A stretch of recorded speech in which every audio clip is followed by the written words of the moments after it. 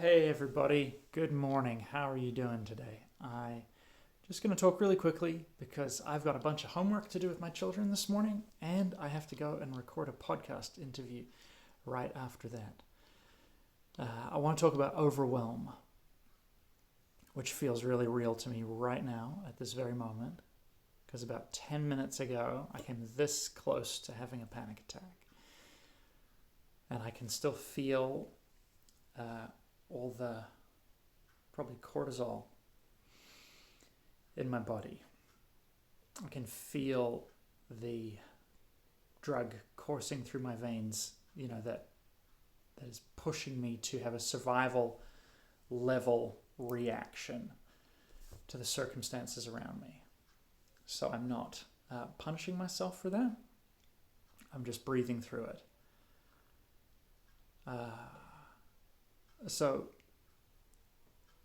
overwhelm, is not complicated. It's when we have too much being asked of us in a given moment. And for many of you, I know you're chronically feeling like too much is being asked of you. Some of you are working from home. Some of you are looking after children that you normally don't have to look after all day. Some of you are carrying an emotional burden much greater than you normally do. Some of you are carrying fear for the health of yourself or people that you care about. Some of you are totally isolated and alone, where you normally have a social network of support physically around you. Some of you are doing all of that at once. It is more than many of us are prepared or have practice in dealing with. And so it's easy for the body and the brain to enter a state where it feels like your survival is on the line. And when that happens, it will restrict blood flow to certain parts of your body and prioritize other areas. Essentially, your fight or flight reflex will engage in order to get you away from the situation or to push the people away that are causing you to feel overwhelmed. I started my day really well. I woke up, set my alarm early, got up, and my wife and I, Maya and I, prayed together. We spent some time blessing one another. I read some scripture, spent some time in prayer, had some worship music. I had the best beginning that one could ask for. And I was full of peace and joy and hope. And I had this wonderful sense of how it would carry me through the day. And I can feel myself as I describe that tapping back into it. But also, I've got all three of my children sitting around the dining room table working on their cross stitch, which is great, and I love that I taught it to them. But of course, for some reason, all three of them ran into a crisis that only I could solve at the exact same moment.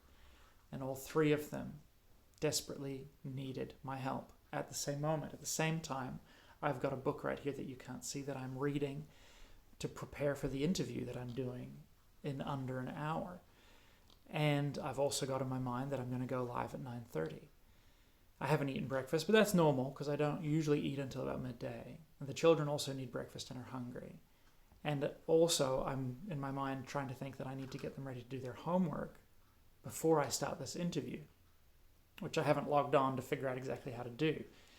And I need to make sure all the children have computers and so on. And daddy, daddy, daddy, daddy. And I could feel my mind and body quickly moving towards a place of a panic attack, where that overwhelm manifests in your body switching into a powerful survival level reflex. I'm pretty familiar with it. So I could feel it coming up. And so I said to my children, listen, hold on. Right now, all three of you are asking for my help, and it's too much for me. I need you to wait in line. I need you to wait quietly. But, no. I need you to honor my boundary right now. I need you to go up to your bedroom and play quietly until I call you. I love you. You haven't done anything wrong. But Daddy needs to solve one problem at a time, or I can't solve any of your problems. Doing that requires a measure of practice because I'm in my panic, but I'm able to remain present to who I am, and I'm able to father my children in gracious kindness, which is one of my values. I can stay present to my integrity because I've practiced doing this. So it's possible for you. So, some quick steps for dealing with overwhelm. First of all, identify it. It really helps to call out, even in third person. Jonathan is starting to feel overwhelmed. Because if you are feeling overwhelmed, that's a problem. But if Jonathan is feeling overwhelmed, that's just a little bit easier because it's kind of like a third party.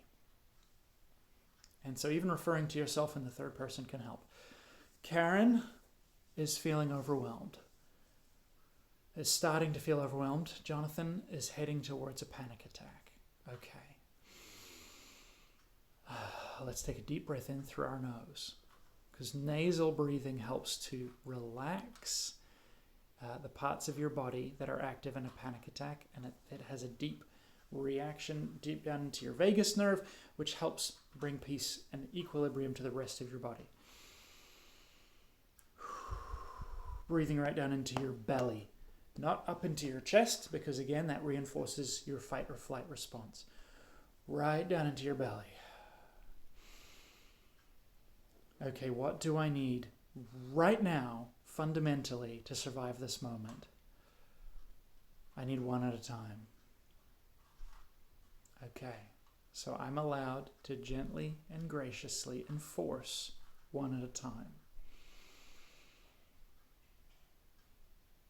I'm going to pick the problem that I can feel confidently that I can solve first, and I'll ask everyone else to wait. So I solved a particular cross-stitching problem and handed it back to my son, and then I moved on to the next. So you're allowed to sequence the world around you. I know that's really hard when you have a lot of children clamoring at you, but the first thing is to call it out, to identify that you're heading towards overwhelm, to start to breathe, and then to start to sequence the problems. Because when you have a small funnel, which is you, when you have a small funnel and a world of problems heading towards it, it won't fit through and overwhelm. But if you can sequence all of those problems and allow one through at a time, you can address them, you can deal with them. And so this triage. One of my kids, my eldest, is much more familiar with his homework, and he's 11. He can do it independently. So I pulled up his sheets. I said, do you know what you need to do? Can you choose which one of these you want to do first? And you don't need to work on it all day. There's not even a deadline on this homework. You just need to spend an hour on it. Oh, okay, great. I can go and do that. So he's gone. And now I can work on the next. So sequence your problems. Dave Ramsey's Financial University talks about financial peace, his whole program.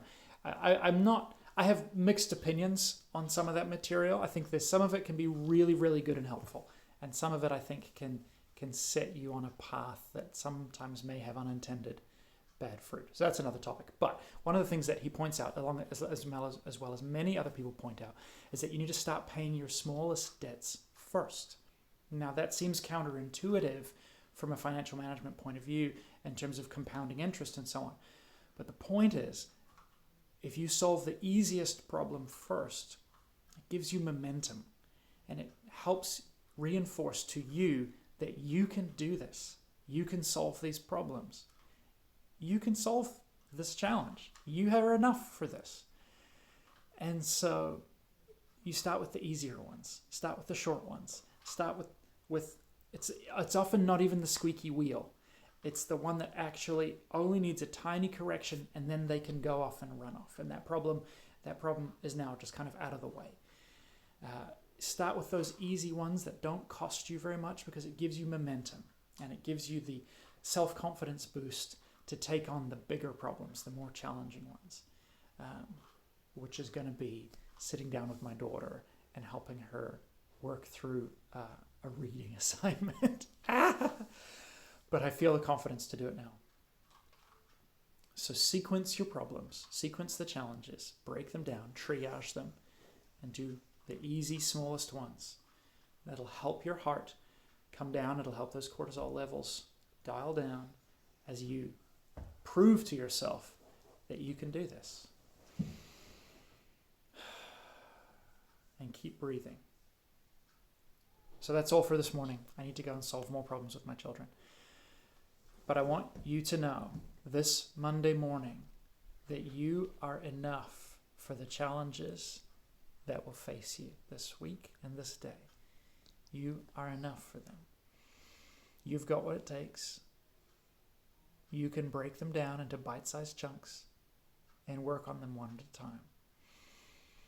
You can breathe and let your body come to peace. You are allowed to put up a boundary and tell your children, tell your problems, tell your coworkers, tell your boss some limits that you may have to thrive. You are allowed to enforce those limits. You are allowed to do it kindly. And if you've never learned how to enforce boundaries graciously and kindly, you are allowed to learn how to do that too. You've never been here before, but you're allowed to learn, and you're allowed to do it well. Deep breaths, my friends. We're going to get through this. We're going to get through this day, this hour, and it's going to be good. I know it's going to be good. I know you're going to have a good day. There are going to be moments in your day today where I think you're going to check in with yourself and with God, and you're going to go, this is good. May you find unexpected goodness during your day today, and may you find that you are enough. Grace and peace to you, my friends. Thanks for watching. Talk soon.